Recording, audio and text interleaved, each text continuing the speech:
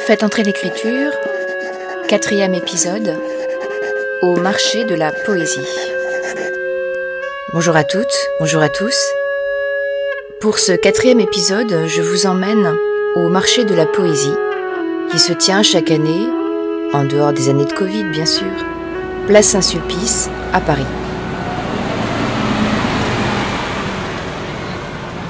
Le marché de la poésie, rituellement, se tient au mois de juin, place Saint-Sulpice donc, célèbre pour son café de la mairie où Georges Perec a écrit sa tentative d'épuisement d'un lieu parisien.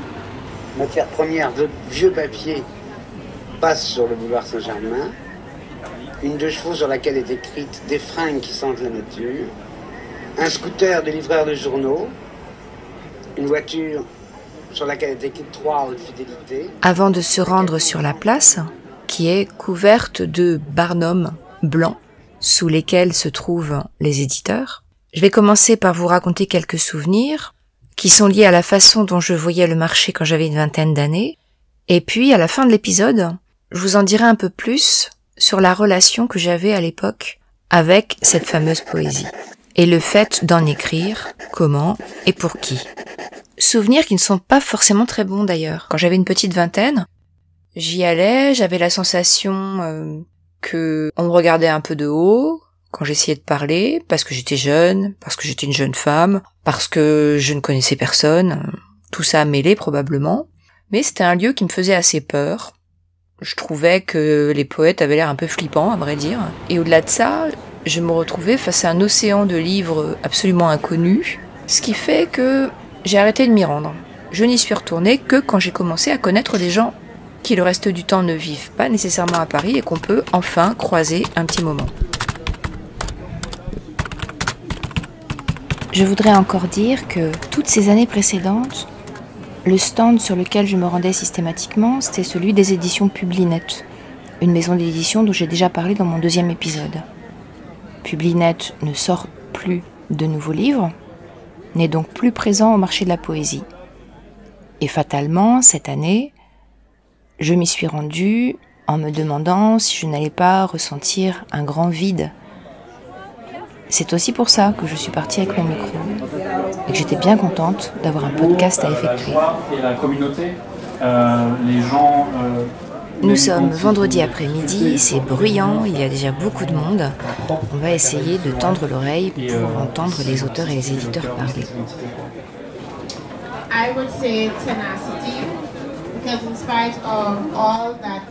En contournant la scène, où l'on entend des auteurs et leurs traducteurs de langue caribéenne s'exprimer, je tombe tout d'abord sur un stand un peu coincé contre un banc, qui est celui des éditions de l'Œil ébloui, à Nantes.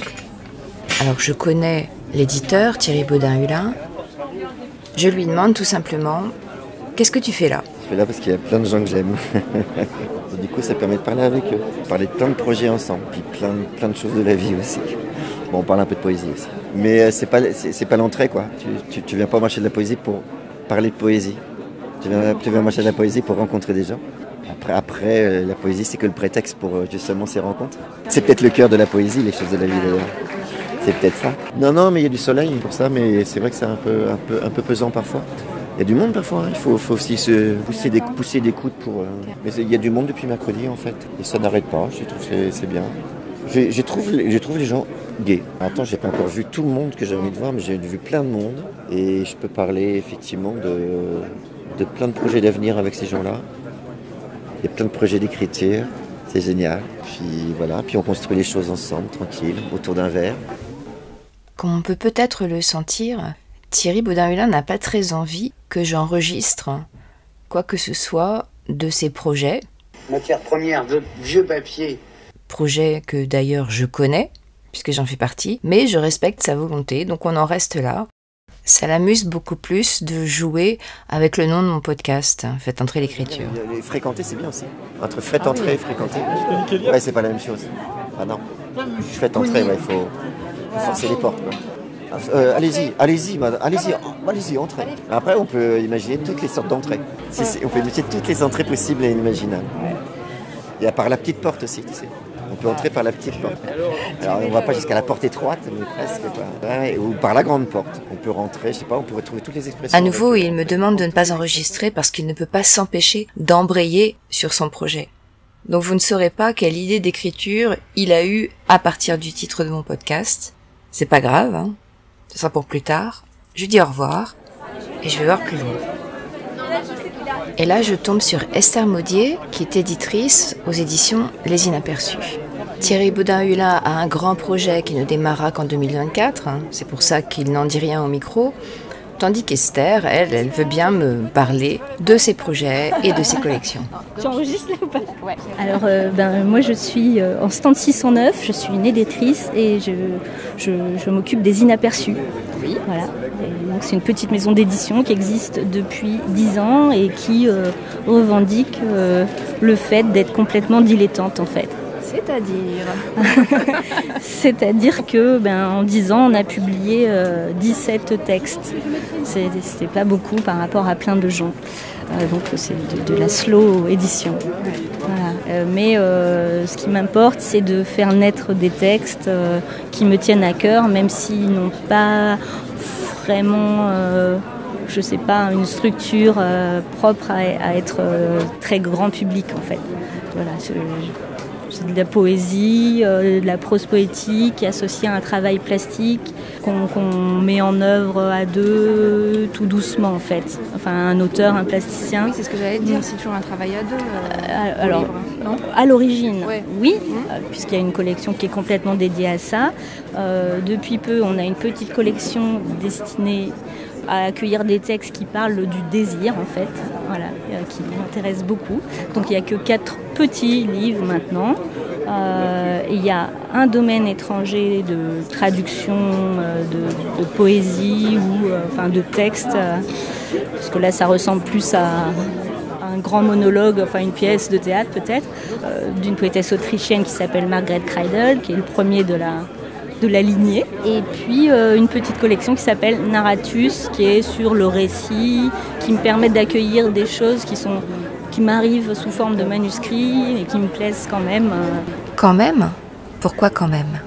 Eh bien parce que, comme un certain nombre de petits éditeurs, les Inaperçus travaillent en demandant à des auteurs spécifiques de leur envoyer des manuscrits.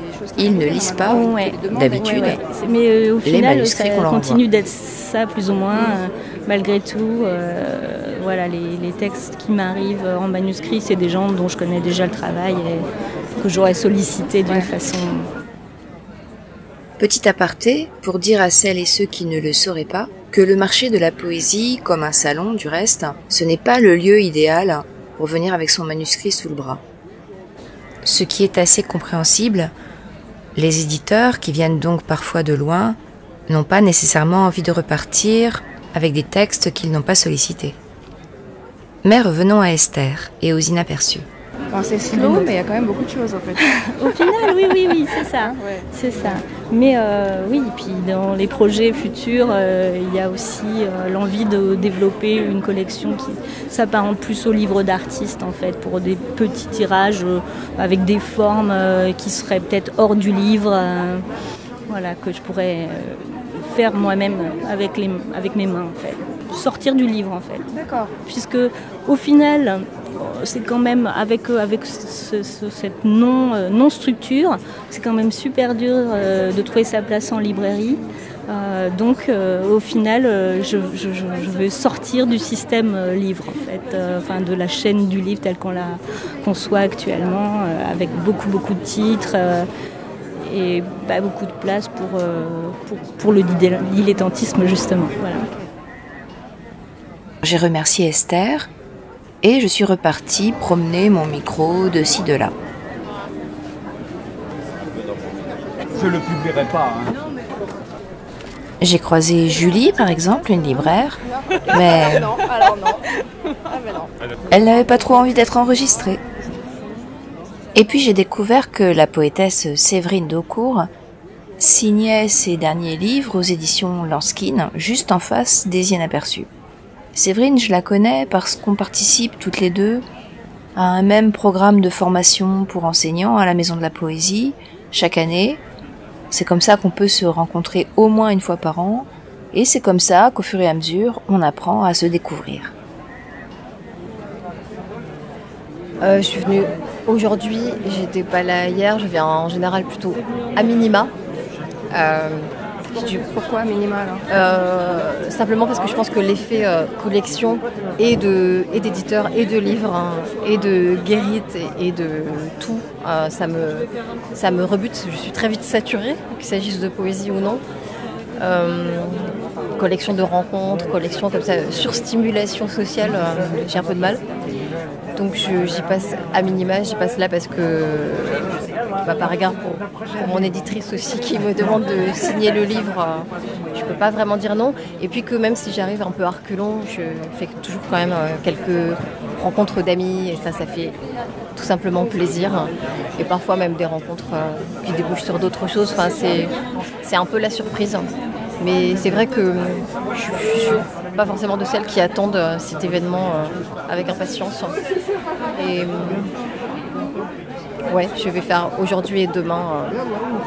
Séverine me propose ensuite de lire le texte de l'entrée à la sortie, de la sortie à l'entrée. Qu'elle a écrit pour le supplément du marché de la poésie. Pour les 40 ans en fait de poésie. Ma meilleure façon de marcher et...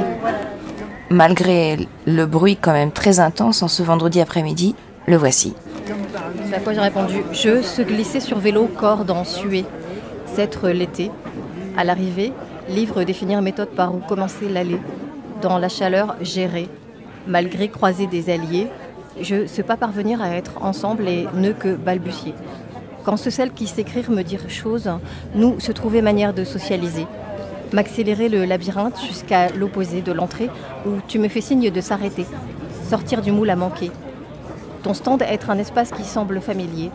Tu m'y asseoir et ton rire me cesser d'essouffler. Nous boire et me réjouir de savoir bien dépasser. Un peu enivré, je partir mieux en volute avant de rentrer en définitive. Fini l'infinitif. Place à l'accomplir mission de bravo, être passé au participe marché. Et pendant que Séverine Decour me parlait, est arrivée Maude Thiria, qui venait, elle aussi, en dédicace. Maude, j'ai fait sa connaissance en septembre 2021, parce qu'elle avait organisé une soirée à la Maison de la Poésie, secondée par Séverine, justement, pour les femmes afghanes, et m'avait proposé, ainsi qu'à 17 ou 18 autres femmes poètes, si tant est que je sois une poétesse, de participer à une lecture qui s'est intitulée « Je hurle, mais tu ne réponds pas », en dari, si je me souviens bien, et en français. J'ai dédicacé mon dernier livre paru chez Lanskin, Falaise au ventre. Et je suis à peine arrivée qu'on me saute dessus pour dédicacer, c'est pas mal. Pardon, excusez-moi, 14 €. Donc je l'ai laissé faire son travail, bien sûr, J'ai des stylos. et je suis plutôt allée voir son éditrice, qui était juste derrière, Catherine Tourné. Vous êtes arrivé mercredi Mercredi, il fait très très chaud, très très beau. C'est un grand plaisir d'être là parce qu'il y a plein de monde. On retrouve les amis éditeurs, les amis poètes et les non-amis, mais qui passent et qui découvrent la poésie. C'est un moment de bonheur et un moment important pour une maison d'édition sur le point de vue économique, puisque c'est un moment où beaucoup de gens qui, comme les librairies, n'ont pas toujours le désir ou la possibilité, pour faute de place, faute de connaissances, de promouvoir la poésie ou de présenter au moins la poésie. Donc il y a beaucoup de gens qui viennent là pour découvrir un peu tout ce qui s'est fait d'une année sur l'autre, ce qui s'est fait, ce qu'ils peuvent découvrir. Voilà, c'est un bon moment. Et il y a eu le Covid aussi, entre-temps, ça a fermé. Oui, on avait fermé. Après, il y a eu au mois d'octobre une session, puis après au mois de juin. C'est vrai que je pense que le Covid a redonné envie aux gens de se rencontrer, de se retrouver, de discuter. Et là, il y a quand même un nombre incalculable d'éditeurs, un nombre tout aussi important de poètes. Donc il y a toutes sortes de poésie. Et c'est vraiment, ça montre la richesse de ce milieu et de de cette littérature qui peut être extrêmement lyrique comme extrêmement expérimentale, mais aussi elle peut prendre énormément de formes. Les gens ont parfois un peu peur, mais quand ils ouvrent, il faut accepter d'ouvrir un livre, et là on se rend compte que non, ça s'adresse à soi.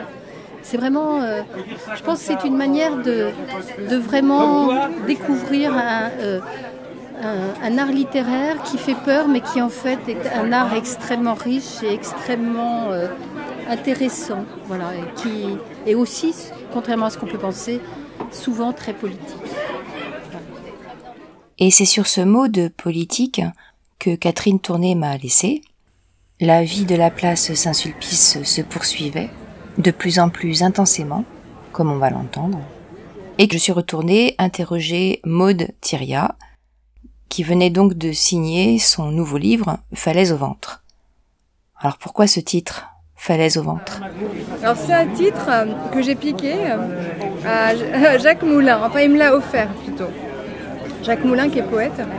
Un jour j'avais j'avais posté plutôt une photo sur Facebook de roches, les roches noires. Et tout de suite en voyant la photo, il a mis comme commentaire falaise au ventre. Et j'ai trouvé ça très beau et ça m'a inspiré tout de suite une écriture. Ah oui, t'avais pas le texte du tout ? Ça a déclenché l'écriture ? Ça a déclenché. C'est souvent les titres qui déclenchent. Et là, vraiment, tout de suite, en plus, comme je suis beaucoup dans le rapport corps-paysage, falaise au ventre, c'était pile. Bon, c'est un ami poète, donc il me connaît, je pense. Il savait que ça allait me plaire comme mot. Et donc, je lui ai demandé, est-ce que je peux utiliser ce titre qui a enclenché comme ça tout un livre, au départ c'était pas un livre mais un texte, et il m'a autorisé à le prendre. C'est pour ça que je le remercie à la fin. Okay. Voilà. Et alors, entre le moment où le texte se déclenche et là maintenant tu signes, il se passe combien de temps ? Alors celui-ci, beaucoup de temps, parce qu'en fait, j'ai obtenu fin 2019 la bourse Gina Chenoir de la Société des gens de lettres. C'est une bourse en fait où, pour candidater, il faut envoyer juste les premiers poèmes. Et j'avais envoyé donc une dizaine de poèmes. J'ai eu cette bourse et après j'ai rendu le manuscrit à la Société des gens de lettres en 2020. Et ce truc avec le Covid, enfin tout ça, il y avait un éditeur intéressé qui finalement m'a dit d'envoyer ailleurs. Enfin bon voilà, donc ça a pris du temps. Et finalement j'ai sorti Troué chez Lanskin avant Falaise au ventre, alors que Falaise au ventre date d'avant. Enfin, ça s'est fait comme ça, voilà. Voilà, donc c'est un des livres qui a mis le plus de temps pour ces raisons-là, pour le Covid. Et donc terminé en 2020 et sorti là en 2023. Alors après, est-ce que c'est long ou pas, j'en sais rien. Il y a des gens qui attendent plus longtemps que ça. Mais disons que voilà, à partir du moment où Troué est sorti, c'est mon premier livre aux éditions Lanskin, elle m'a tout de suite dit qu'elle prenait aussi Falaise au ventre.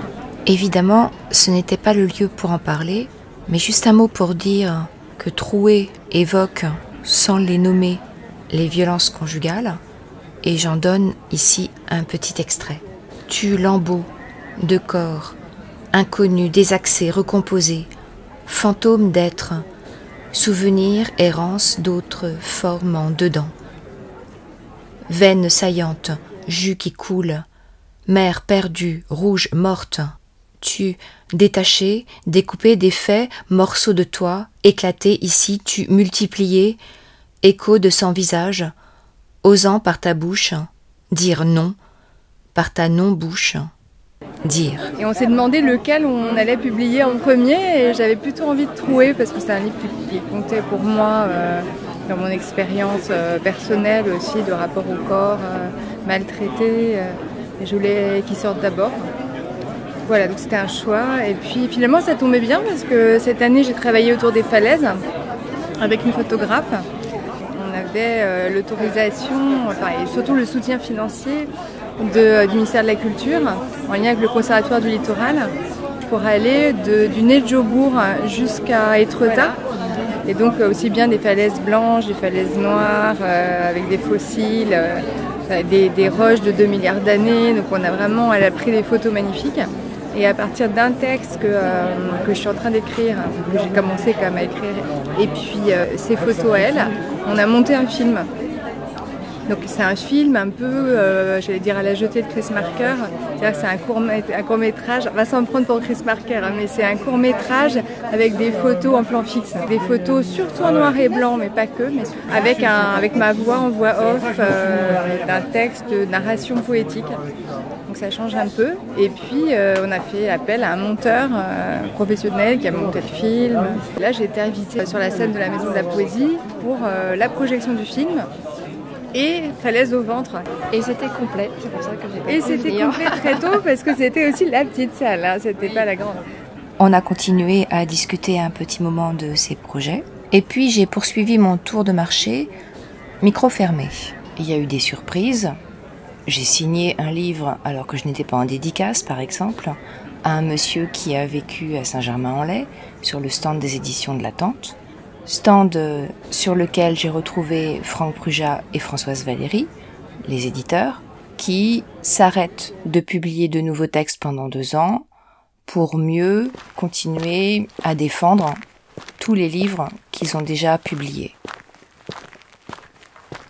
Porter ses projets longtemps, écrire parfois à la commande, trouver un éditeur, choisir la date de publication du livre, subir les aléas de la pandémie, trouver des subventions, venir faire une signature, surproduction éditoriale, difficulté de trouver sa place en librairie, travailler avec d'autres artistes, faire de la scène. On le voit, beaucoup de questions sont brassées au marché de la poésie.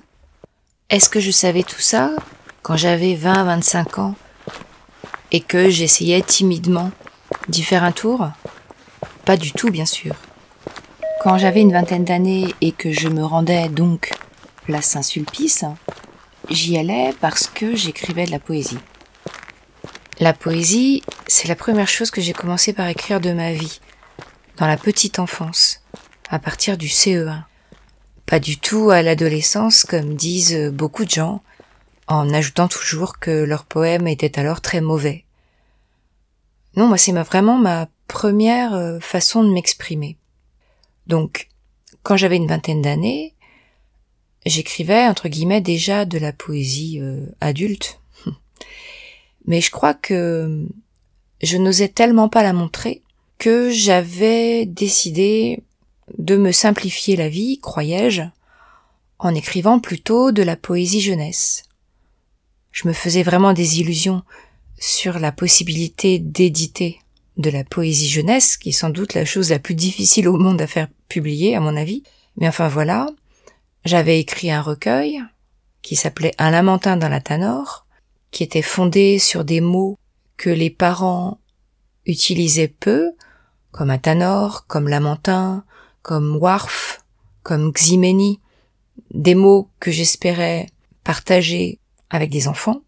Je ne pense pas que j'ai apporté ce recueil-là au marché de la poésie, mais voilà ce que j'avais en tête quand j'y allais. Je me disais, avec un peu de chance, si je commence par publier en jeunesse, ensuite je publierai de la poésie tout court.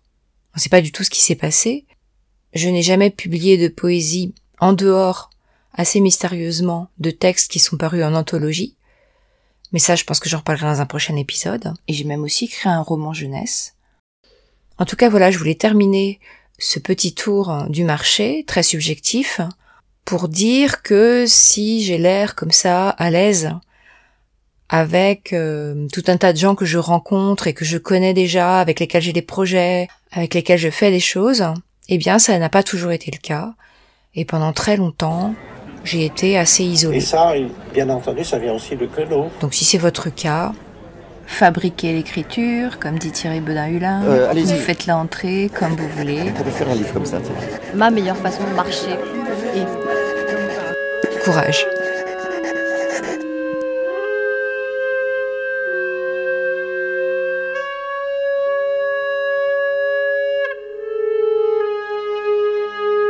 Les gens ont parfois un peu peur, mais quand ils ouvrent, il faut accepter d'ouvrir un livre. Passe sur le boulevard Saint-Germain.